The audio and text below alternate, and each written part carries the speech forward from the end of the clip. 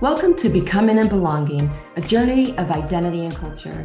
I'm your host, Amy Huggins from Ascension Wellness. Each week, we embark on a journey of discovering who we truly are, navigating the nuance of identity and culture, and learning what it means to belong in our own skin and in the world. Welcome to another episode of Becoming and Belonging podcast. Today, we're talking about transforming identity before crisis strikes. Joining me is Laura Ferrara. For years, Laura felt stuck, desperate to change her life. Every attempt was met with blocks. She didn't know what to do. Maybe she just wasn't good enough. Was this even realistic? This is many other women's story too. They have a secret dream, but they don't feel they can. She's fed up with this being our story. Through her coaching and EFT practice, Laura helps women live how they want to live and be who they want to be. No dream is too wild or far-fetched. We are all more than enough. The only thing blocking us is our own mind's sneaky whispers. It's time to learn the tools to step into our power. Laura, welcome to the show. Hi, I am so excited to be here. And when I saw the topic of your podcast about belonging and becoming, I was like, this is such an important topic for like women everywhere, I think. I don't know anyone who hasn't tried to belong or like wondered what belonging means, and also kind of like balancing that out with like really becoming who we are versus becoming like what other people think, which is like tied to the belonging again. So when I saw this, I was like, oh my goodness, I'm so excited to be on. Oh, thank you so much. I'm so excited to have you here. And what a perfect topic too. You're really getting down to the heart of it and to the root of it. And when we were chatting before, you had mentioned perfectionism and how that had, I don't know if it was just perfectionism or maybe that and some other stuff had disconnected you from your life. Can you talk a little bit more about that? Yeah, of course. So I think perfectionism wasn't the only thing that was going on for me, but it was how I discovered, I think it was how I discovered I needed to do a little bit of work. So the way I discovered this was I was actually listening to another podcast because I love podcasts and listening to all the things, like I'm sure a lot of perfectionists do, because we like to listen to all the personal help things, but maybe are afraid to take action on it. And the person in the podcast actually talked about something called protecting your upside potential, which is something that I never realized I did. And so, what this person described it looked like was only studying the day before an exam. And so if it went well, you could be like, oh, I'm so smart. It would have gone even better if I had like studied sooner. Versus if it went badly, you could be like, oh, I only managed to like study the day before. So you had this like reason to, almost like a reason to not be unworthy if you failed, but also to like almost say that you are even better than you are, and kind of like protect your ego in that way. And that's kind of how I was like, oh my God, I'm a perfectionist. And that's how I got like, I think that's almost like my initial route into personal growth because I actually was very narrow-minded before that. Maybe this is partly why I know we're going to talk about identity crisis. Maybe this is partly why I was led into the identity crisis. But I think before that, before that crisis, I was like, you just, you're good and bad. You're smart or not smart. You're this or that. And there's nothing you can do about your personality or about those kind of like soft skills or personality parts of yourself. And of course, I've done like a 180 degree since, going through my own crisis and learning the lessons and facing perfectionism and my inner critic and my kind of very fixed mindset. And I've learned that all these things can be learned and built, and it's like a whole 180 degree turn for me. But it really started, my origin story, I guess, is perfectionism. Wow. What a fascinating beginning, a fascinating moment of awareness for you. Hmm. And I like how you described that, how it was described on the podcast, I guess. It sounded to me like it's a way for us to hedge our confidence in ourselves Hmm. because if we don't really have rooted confidence, then we can kind of hedge it with that study the night before technique that I'm sure many of us have our own versions of that. Hmm. Even if, I mean, perfectionism is lives on a spectrum, right? So we can be a little perfectionist or full blown. And so Hmm. I'm sure we all have our own version of that. If you could go back even further, if it's something you would like to talk about, I'm really curious as to where the disconnect began for you. That's such a great question. So I think it began, that's a really good question. My initial instinct was almost like, I think where it began to actually affect my life. We're going to talk about there because I think, in childhood, there was different things I did, the kind of people pleasing side of perfectionism, that stuff. But I think at the point at which I kind of applied to uni and left uni was the point at which it really showed up because that was the point in which I started to choose careers based not on what I wanted or who I was, but based on perhaps what I thought smart people did or what my parents would accept or what was the like acceptable, I'm going to put it in quote marks, acceptable path for employment. And I think that's where I started to really, I think I thought I trained to become an accountant after uni because it was a, good job and it pays well and all of these things. And I think when I went into that workplace and it wasn't, I know this sounds super naive. It wasn't like an episode of Suits where I'm strutting around in a suit, like making power moves.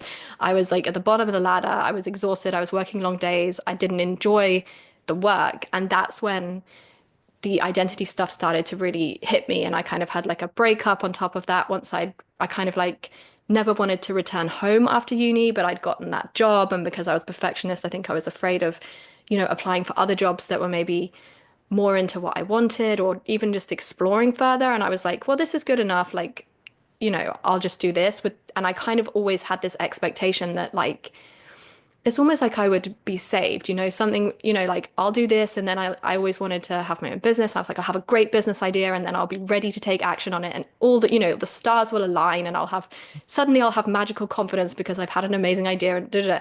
And really that wasn't how it looked. I ended up going to work in a very difficult workplace for 3 years that actually, I guess, took my confidence down further. And I started to feel this huge stuckness and wrongness. And because I didn't have this like power of hindsight, I didn't actually know what was going on. I was just kind of like, I hate my life and I don't know what to do. And why am I not like everybody else who's just kind of getting on with it? And I should be happy because I have a good job and this is allowing me things. And, I have nice things in my life. And so what I didn't realize was that those choices were, based on not me being who I am, but my ideas of what was expected, or like I say, kind of parents accepting a job, or all of those things. And they represented all the different things that I would have to work on, the confidence and the inner critic to do something slightly different. And all of those, it's like a kind of jumbled web of mess when I kind of think about it that I was in. And I started to kind of you know, derail further and further, almost just like a little step downwards each day that kind of I guess, just made my soul feel more and more trapped and afraid and also unable to change. Like the further I went along that, even though it sounds crazy because it's like, well, you know, there's some pretty big signs that you have to change. Like for example, I just remember looking back, I remember this particular day where I was walking to work with he was my boyfriend at the time, he's my husband now, and I was just, it sounds so pathetic, but I was like silently weeping as we walked to work. I was like, I don't want him to see me crying, and I was just kind of crying on the way into work because I didn't want to go into that job another day. I didn't want to do those things. I felt like I had to. I was telling myself a story that I had to, and that like, all of that. And I remember, and it just every day that, would almost get a little bit worse. Or even the update, you'd have an update and you'd get really excited and be like, I'm being over dramatic about it all, or whatever it is.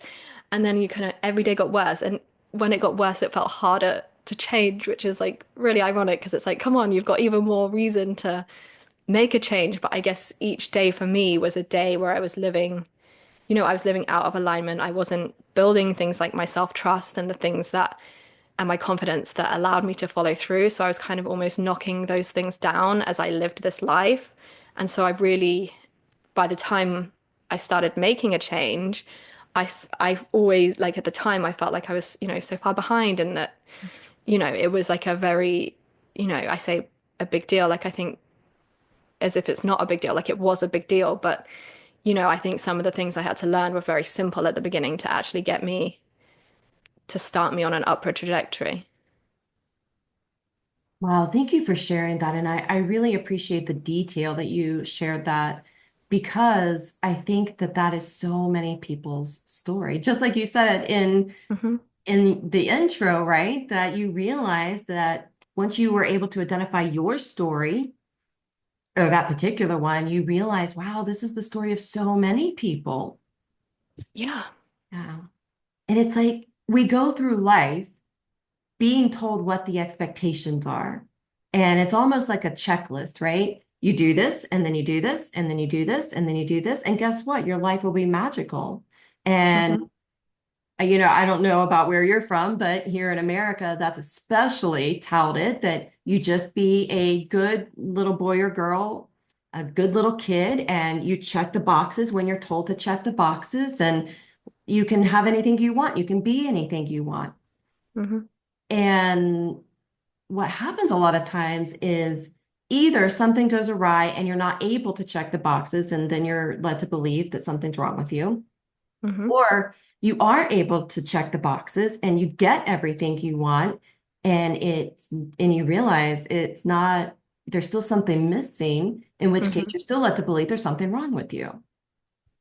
Yeah, 100%. And I think like mine was a mixture of those two examples where on paper, I think I almost weaponized that thing Hmm. against myself where I was like, you have a good life, I had a good job that I was kind of like telling myself, you should be grateful for this, like you should, I was shoulding myself all the time. You Yes. should be this, you should be that, you should be grateful, you shouldn't want more because so many people would, love to have this kind of a life, the level of comfort. And I felt like ungrateful and it wasn't helpful for me. And I never think shoulding ourselves is helpful, but yeah, it was a whole cycle that you have to get out of. But just stepping back to what you were saying about, it being other women's stories, like I think, yeah, it's getting out of it. I see that mirrored back to me so often. I just have conversations with women where our dreams aren't even that wild. I was speaking to someone who said she felt a bit stuck. She didn't love her job. And I'm like, what would you do if you could do anything? She's like, I'd be a therapist. And I'm like,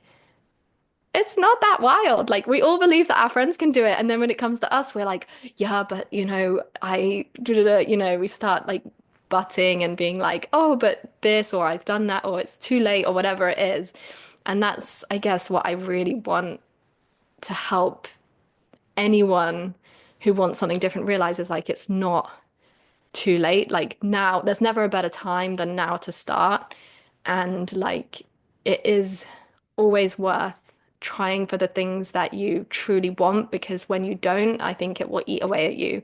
And like you say, it will cause that discomfort where you wonder if you're unworthy or if you're the problem or any of those things. And even if going for what you want changes what you want and you shift and you adapt, like really the act of actually going for what you truly want, I think is so powerful, especially for women who are taught to kind of like put what we want as the second Mhm. or maybe even bottom of the list of people in our lives and other people. And I think going for what I've wanted has really showed me the magic of not just those things for myself, but of like liking myself and of the pride of doing that and of like the impact on the people around me as well.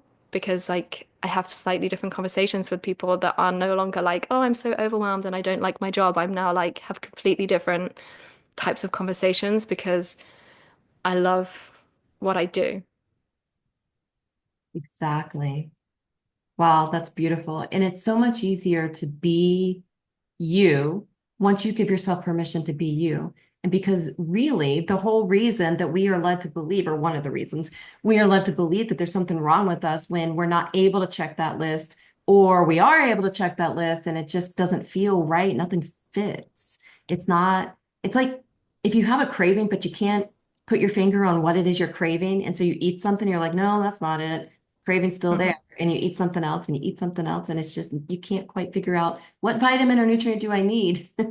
But what you need is you, is yourself. we go through life acting. It's like we're all actors on the stage of Earth, not realizing that we're acting because we've been so disconnected from our authentic self. So what you're talking about is coming back home, really. Hmm. Yeah, that's really beautifully put. I love that about the food craving and not really knowing what food you need. And as you say, like if you kind of liken it to nutrients, it's like a vitamin deficiency. So over the long run, you start to feel very unwell if it's like those like impact on your life. So I love that analogy. And kind of what you were saying about bringing it back to yourself made me really think about like almost this paradox that I've had to learn to live in, where it's like embracing who I am and like, as you say, making the choices for me and learning to hear my intuition, which is maybe that craving that you're having that you don't know what it's saying because I'd spent so long ignoring my own inner voice and subduing my desires that I didn't really know what I wanted, or I did, but I was kind of too shy or low on self-confidence to admit it. And then also that kind of paradox of like, you can become anyone you want to be. And like, because I think almost for me, there was this like, I want to be this person and I think I'm this person, but I don't have the confidence to step forward and be this person. And it's kind of like, I don't have the confidence to become this person, as it were. And so like balancing out that paradox of like who you are is amazing and perfect and really stepping as women to embrace that and also seeing like the fluidity of how that can change and shift and how if there's something we want to do, we can like grow the skills and develop the confidence or whatever we think is in our way to actually do that or be that or do that scary thing. A good example for me was like when I first started out, I was so afraid to show my face on social media. And that was like a big confidence thing to me. And I was like, maybe I'll never be the kind of person who can do that. But like I managed to step into that role whilst still being who I am.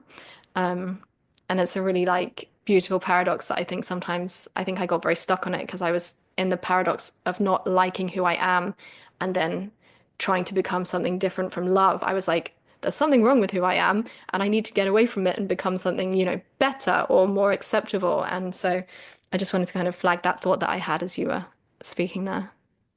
Yeah, it's almost like rather than I'm thinking two thoughts at once. So on the one hand, there's this period of our life where we're disconnected from our authentic self, and then we start realizing that maybe that's the identity crisis of some version, and we start Mm, trying to find our way back home to that authentic self.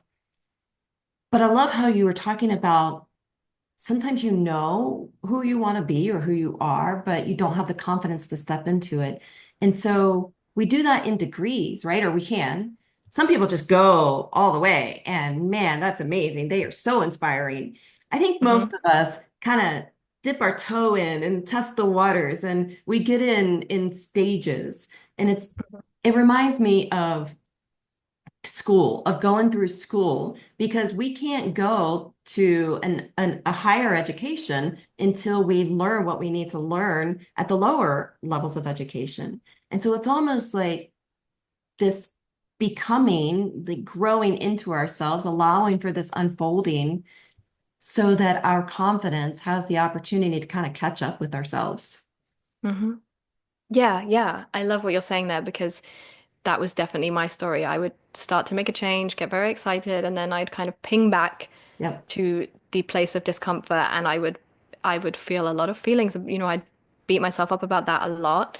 And I think kind of on the topic of identity, where that's what this episode is, it was because I had that old identity pulling me back and really doing the work to think of myself as a different person before I was that person. Does that make sense?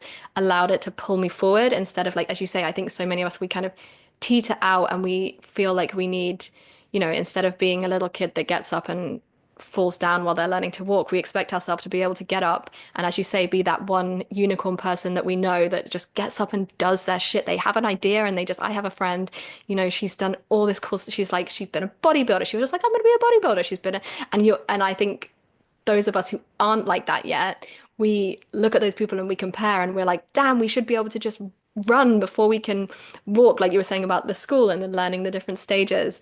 It's so true because I definitely was expecting myself to run, and then because I was unable because I didn't have the skills. I hadn't learned the basic, syllabus of primary school, as to follow the analogy.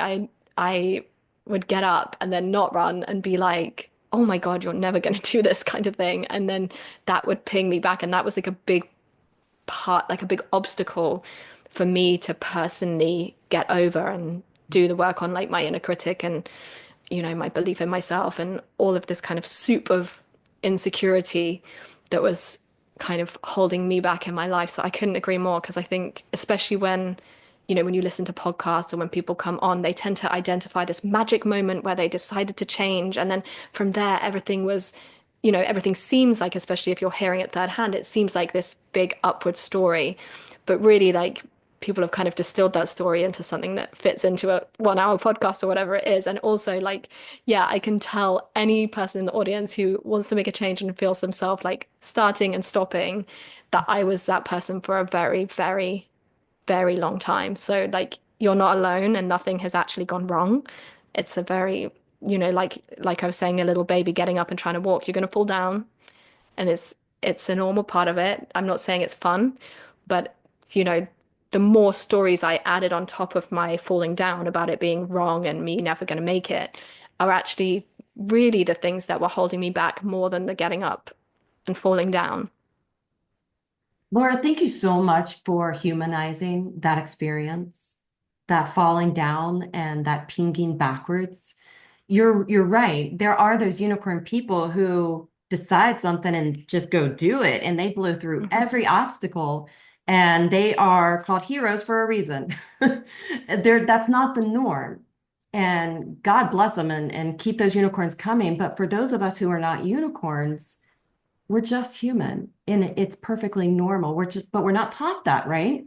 We do Hmm. have that comparison going on. And I think of an identity crisis, and I think that more people experience identity crises than realize it because they don't fully, I know I didn't fully conceptualize what the words even mean, but I think that you just named it so well. It's that backwards and forwards. You mentioned having your intuition, but ignoring it and not listening to it. And basically, we all train ourselves to not listen to it. Our parents, our culture train Hmm. us to not listen to it. And so we learn to shut ourselves down, but that's our soul, that's our self, our authentic self.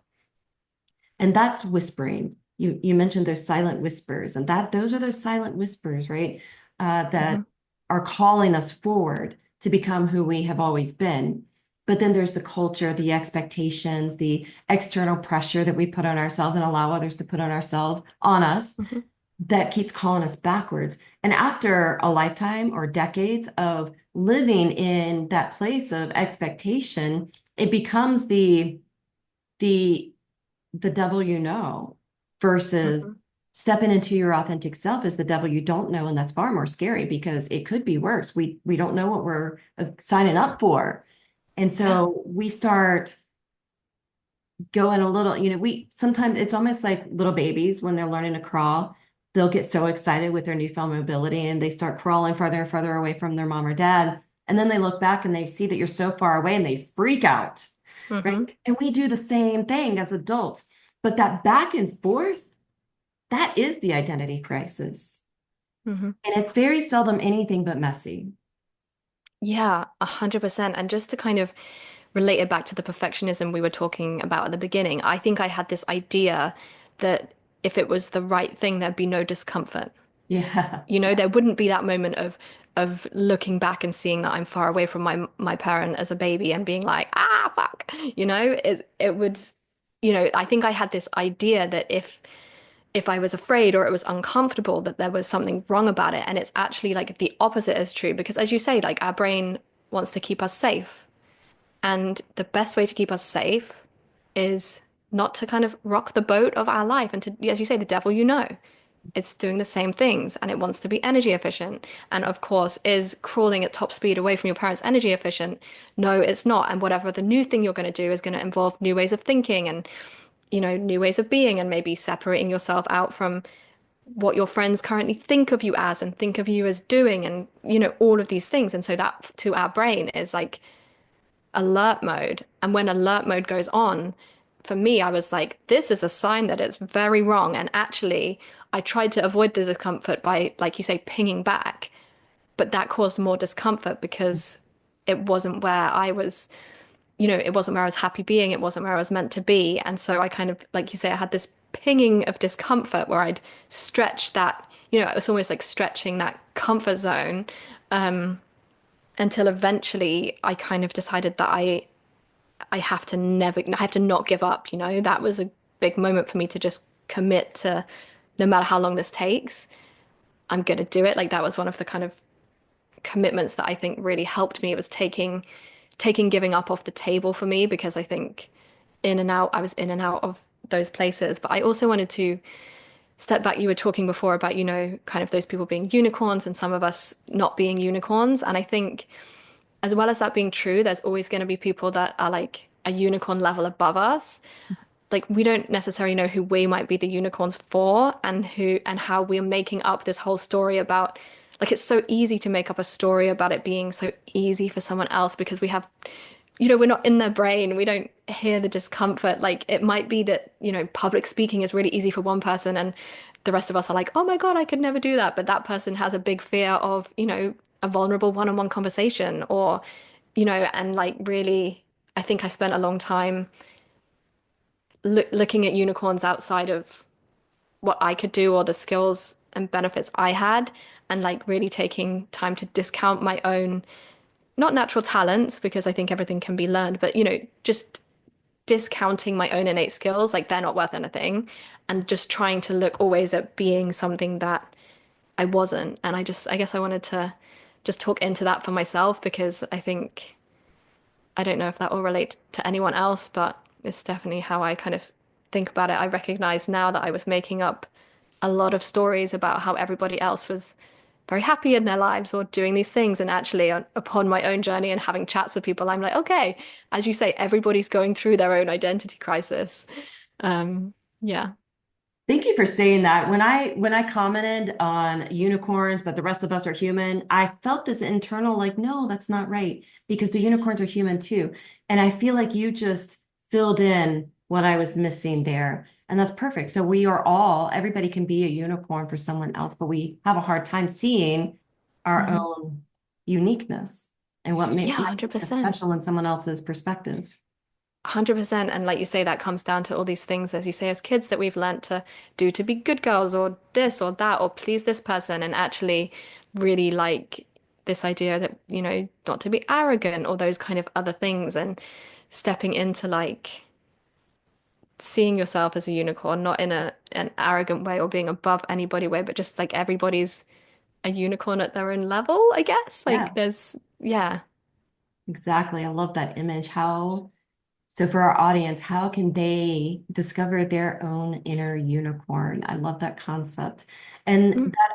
that also makes me think you talk about people going through this process or choosing who they want to be or choosing to embark on a deep inner transformation before the crisis point, before it gets to that big breaking point. Can you say more about that? Yeah. I think for a long time when I looked back, just to like state the facts of my story, like I say, when I left uni, I went into a job I didn't like, and you would think I would make a change fairly quickly from that. I actually ended up doing that job or that industry for 10 years. And the point at which I made a change was the point at which I had a 4-month-old baby. I was about to go back to work full time. And like kind of tried and failed in the past, and he wasn't sleeping. I was about to go back to work full time. I was like, I need to do this other thing as well, become a coach, like really embrace who I am. And at the time, I was like, oh my God, that like this was the hardest time to choose this. Like shitting myself again. Like I should have made a move sooner because it would have been much easier. And I guess like I want to talk into that because I think we're always gonna make a change from the worst place. Mm. Because if we've made that change, then we're on an upward trajectory from there. So it's most likely gonna be from our worst place. And at the same time, now is the only time that we can make a change. Like now is the only time, and really transforming not anything about my story, but transforming the narrative that I had in my head from like, you should have started sooner, you should have made a change sooner, into like, it's only going to get easier. Now is the best time. And I especially have this now that I have two young, because I have, like I say, I had a baby back then. I now have two kids, and I sometimes, I'm working on my business, being an entrepreneur. We moved from the UK to America. So, like, we've had big family changes. And sometimes I think my mind wants to be like, my God, could you have done this sooner? And it would be easier. And I'm kind of like, like, it's only going to get easier because I'm only going to be, in a year or two, I'm only going to be better slept. I'm only going to be, um, have a bit more time because the kids aren't little kids, all of those things. And so, really like reframing that transformation from like, oh, it was too late and I was at rock bottom and I should have done it sooner, to like the point at which you're going to change is always going to probably seem like that rock bottom point because you have that power of hindsight. And you are actually transforming like before an even worse crisis would have struck. Like you could, most of us, we could go lower. Mhm. Like we don't like to think of it. We dread the idea of going lower, and sometimes we take ourselves lower anyway. And also, I think sometimes we can get this idea that we have to hit some kind of rock bottom in order to change. But I also just think like stepping into like now is the best time with your thoughts in any small way that kind of can serve you. And also like instead of looking at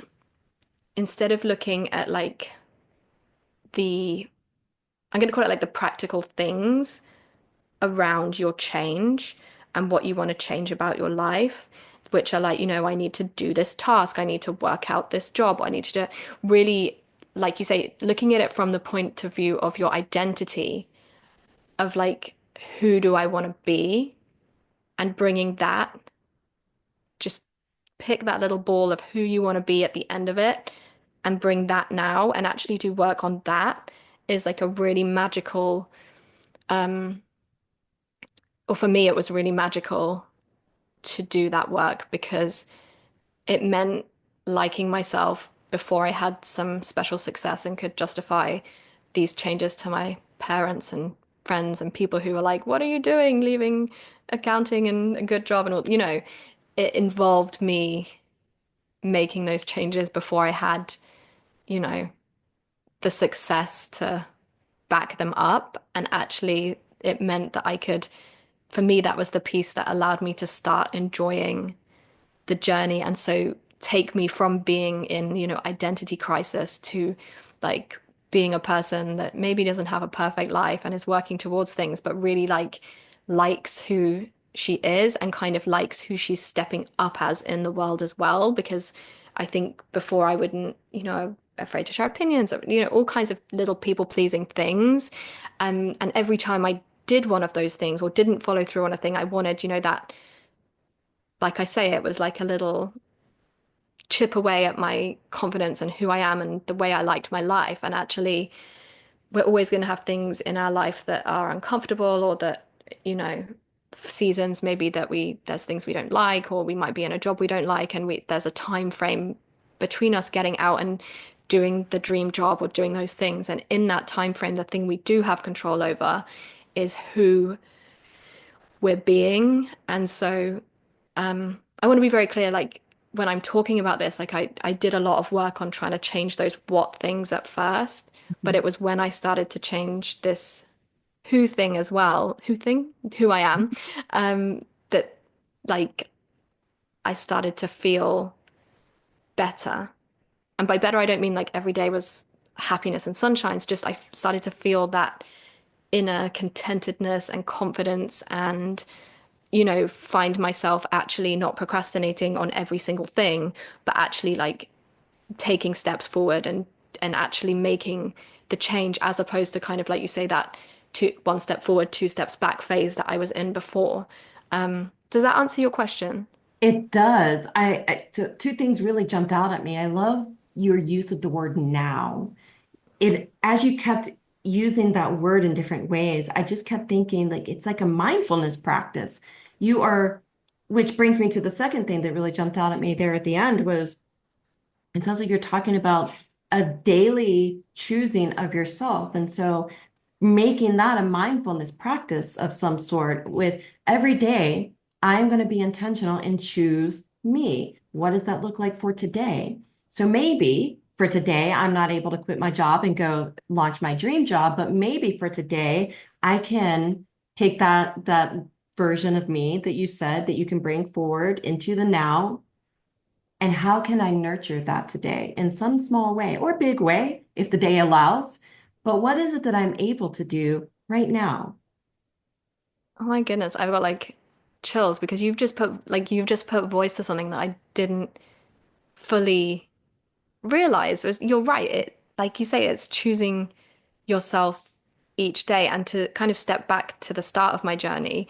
The one thing I was able to stick to and follow through on was I felt myself in such negativity. And so I started to write three things that made me happy each day. And I did that for like quite a long time period. And that shifted me into being a person like of more positivity. And like you say, that was one tiny act of being, that was a tiny thing. And then all the other exercises I've done have led to, yeah, like that, as you say, stepping into that who every day in just a small way and like having the compounding benefits of that because it feels maybe small in a moment to choose a different, to choose a different response in a situation. You'd usually have a kind of pre-programmed response or to do a thing. And as you say, I think from my perspective now, that is what I'm doing. And the other thing that I'm doing that I wasn't doing before is like every day where I don't do that because we're all going to slip up is I'm no longer being really mean to myself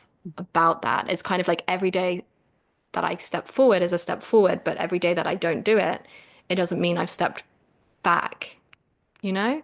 So that Yeah. kind of stuck out to me from what you said, but I think that's a really beautiful thing, and that's going to be such a tangible thing for your listeners to think about and maybe journal on, or like just as you say, like to choose one thing today that you can do that can be super tiny to just step forward into being that person that you want to be.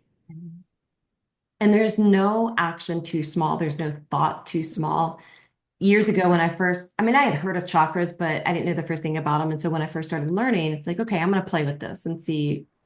And everything that you Google to work on chakras is meditation and yoga. And it's like, okay, but I can't always make myself do meditation or yoga. So what else?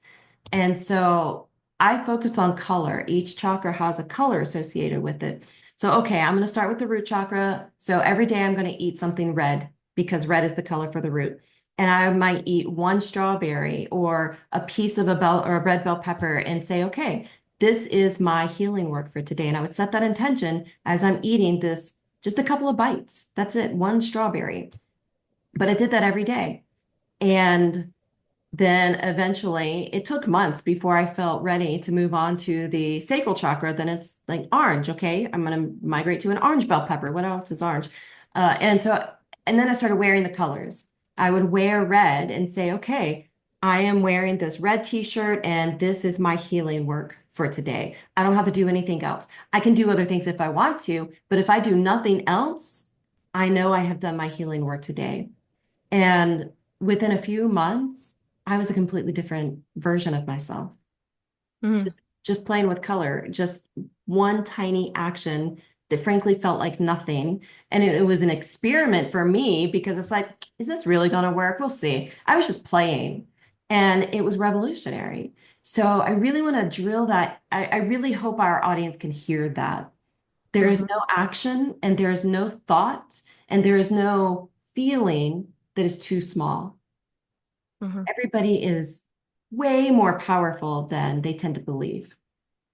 100%. And what I'm kind of hearing as well is that you stepped into that like kind of abundance mindset where you were like, I've done this thing and that's enough. And even that is just a hugely powerful piece, I think, when we're in a world where, there's a moreness about the way we live now. And like, as you say, like that, the worth issues when you're feeling like maybe you're unworthy deep within or you're not good enough, and that, stepping in and then the kind of creativity and fun in which you've done that as well, I really love because I think when we're given that chance, like you say, you explored meditation and those things that are kind of like what you should do for this kind of thing, but you leaned into your creativity and found your own route for you. And I think that that's such an important piece. And there's kind of an inner confidence in doing that you must have had to step into because it's, you know, depending on your social circles, maybe your friends were all meditating and they were like, just do meditation, just sit there for a bit. And that's how I discovered tapping as one of the modalities that I do, is because I was like, oh, I can't meditate. It kind of sucks. But it's not that meditation does suck, or it's great for the people that it works for, but really like leaning into like it's okay if that doesn't work for me, and like getting creative and maybe being a little bit different with how you do it. So that's a really beautiful story. I love that. Oh, thank you. Yeah, finding your own way is so important because we can only be ourselves. Otherwise, we're just another actor on the stage, which is the problem we're talking about to begin with. Mm-hmm. So it is important 100%. that we give ourselves permission to figure out our own way and to think outside the box. Yeah, Yeah. 100%. I think we're very capable creative thinkers Mm. when we give ourselves a chance, and I see that so often. And I like love that about like women and about the world Yeah. when we're given that chance to step into ourselves. Yeah, we can start creating some beautiful things. So Hmm. you have been on quite a journey and you have come back home to self, and here you are, you have your business and you're helping others along their journey as a pro now because you've done it. You've been there, you have walked in those shoes. What insights have you taken away from the whole thing, the whole experience? Oh, what a great question. So I think the first one is, even in the moments where your life feels very wrong, like nothing has gone wrong, is a very important way to start to try to consciously view things. I think that's a really important one. And what you just repeating actually what you've already said about there not being anything too small that you can do. Because I mean, for me, I'd spent, if we have like, I think we have something like 20 to 50,000 thoughts a day, and 90% of them are the same as the day before. So I'd spent at the time 25 to 30 years practicing some pretty unhelpful thoughts. And so, of course, there was moments where it felt not enough to be changing one little thing or just writing three things I was happy with that day for, however long I chose to do that. But really not underestimating the power of doing that is, it feels slower, but it's actually faster. So that's an insight. And I think the other insight that I personally and just kind of professionally see is that for me, I worked on like loving myself and being nicer to myself, not because I thought that that was an important thing to do to get to success and where I wanted to be. I was kind of in like a, yeah, I'll like myself when I'm worth liking.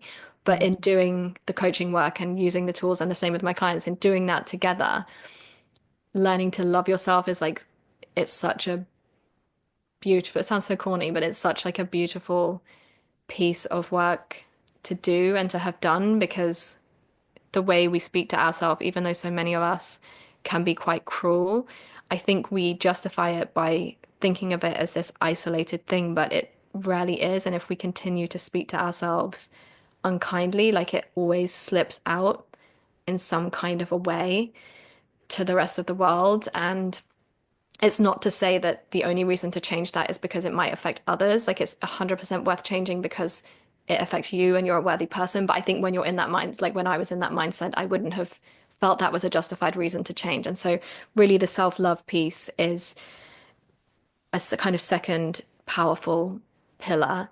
And then the third thing that I would say to that I've worked on that is just integral is, and it relates to your self-worth, is your self-trust. Mm. Because when I started, procrastination, burnout, getting overwhelmed all the time it was like, oh, I'm just gonna have breakfast and then get overwhelmed and burn out. Like it was just like this casual thing I did and I couldn't get out of, or I'd sit down to do a task and I didn't do it. And for me, it was self-trust that I didn't even believe sitting down that I would follow through on the things. And that's what kept me stuck. And as you say, linking it back to the small acts, it actually takes the small acts of following through to start to build that self-trust. But every time that you do it, like it directly affects your self-worth as well. So like those things tie together and are just a really important piece of work that I think everyone at every level could do and benefit from, but especially if you're in that kind of identity crisis place, is a really powerful, like, was it three or four things kind of triad? I guess doing small acts comes scatters through that. So yeah, kind of self-trust, loving yourself, and I've just gone blank on the third thing I said.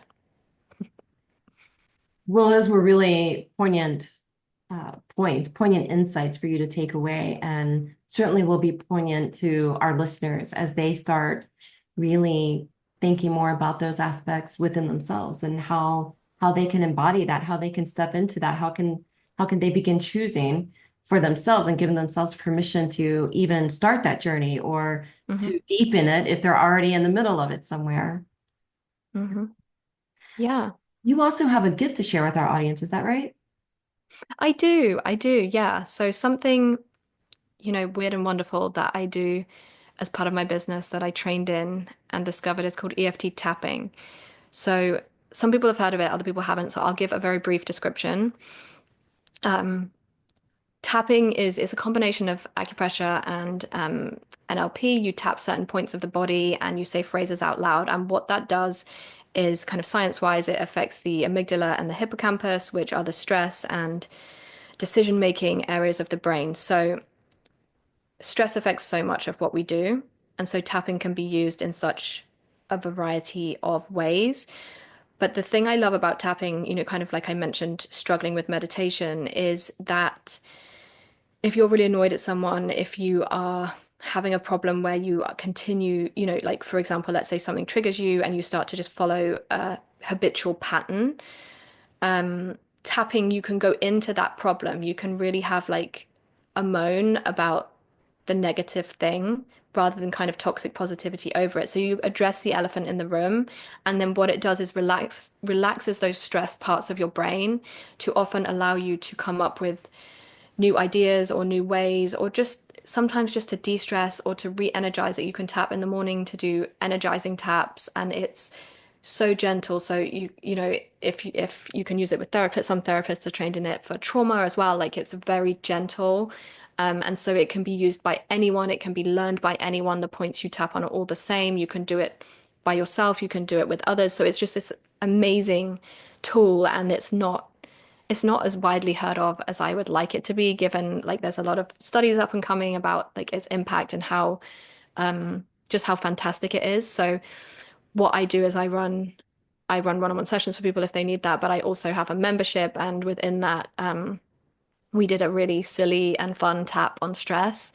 So if anyone wants to try a new technique and tap on points in their body and have a little bit of fun at the same time as they de-stress, then I would love for you to sign up for it and give it a go and send me an email back to let me know if you enjoyed it, and come and follow me so that you can learn more about tapping and about just generally, like you say, if you're in your identity crisis or you're struggling with those things, it's one of a great tool to have on your tool belt, that can help with a lot of things.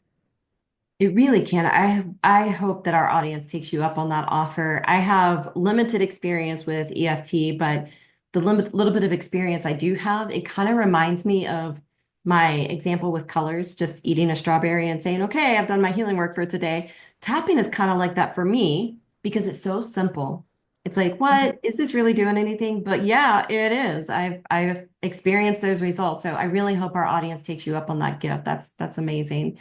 And Mhm. I'll link to it in the show notes, but also where can our audience find you? Yeah, so I am mainly on Instagram, and my Instagram is going for something with the kind of underscores in between the words. Um, And I love to have a DM chat. I love to, I love anyone can follow me. You don't have to send me a DM, but I love to try and use Instagram in a community way. So, like, to all be humans and try and use it in the way social media is intended, which is for connection rather than just kind of like viewing and consuming and not doing. So, I would like, please reach out to me with a message, just say, hey, I heard the podcast or whatever, anything, because I love to chat and I love to just hear what women are working towards. And I love it when I get like a message that someone's working towards something. And I don't know, it just really excites me to hear what women are working on and towards and being. So I would love not only if you follow me, that would be wonderful, but come say hi as well, because I do reply back personally to everything. And I kind of just love that. Oh my gosh, you just warmed my heart saying that. Community is my thing too. I love community so much and I want to bring more of it. And so I love that you're bringing that community aspect to Instagram because, ooh, that's really missing. It's so needed in that space. So thank you for doing that and inviting the audience to come chat with you. Laura, thank you so much for being here today. This has been such a wonderful conversation. I know that our audience is going to have big breakthroughs just hearing this conversation and linking to your gift to try out some EFT for themselves. I wonder if you have any final thoughts you would like to leave listeners with. Yeah, I just want to thank you for running this podcast and having this space. And I just want to say, I think the thing I want to say is just that like just to reiterate that offer for the DM or I think if there was something I said that you have questions about or you want me to elaborate on, I know I talk quite fast and I move through topics, like this, that, and the other. And if there was anything that you had a question on that you want to go deeper in, that you are struggling with, really do reach out and just ask me that question, do me that thing. I know that a past version of me would want to do it but wouldn't have. And just maybe that's your little thing today of stepping into who you want to be is just sharing that insight or with myself or Amy. I'm sure Amy would also love to receive that. And I think the only other thing that I want to leave your listeners with is just like it is whatever it is that you want to do in your heart, like it is possible for you. And like you said, there is actually nothing different between us and those unicorn people that are doing it, except the fact that they're doing it and that we see that they're doing it from the outside. And that can be you with just not with you wildly changing who you are and needing to go through like a 10-year, you know, pilgrimage to find yourself, but really starting to make a few small, consistent changes can leave you very surprised and delighted in who you're being and where you're going. And if you need help, like reach out. There, so many people like myself and Amy who love to help women with this. And like our doors are open for chats, for community, for all of it. For all of it, absolutely. And we both look forward to hearing from you.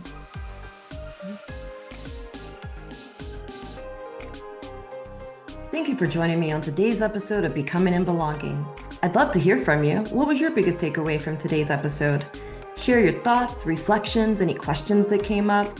You can connect on social media or leave a comment wherever you're tuning in to keep the conversation going. If you found this episode meaningful, subscribe, leave a review, and share it with someone who might benefit from it. Until next time, keep growing, keep healing, and remember, you belong here.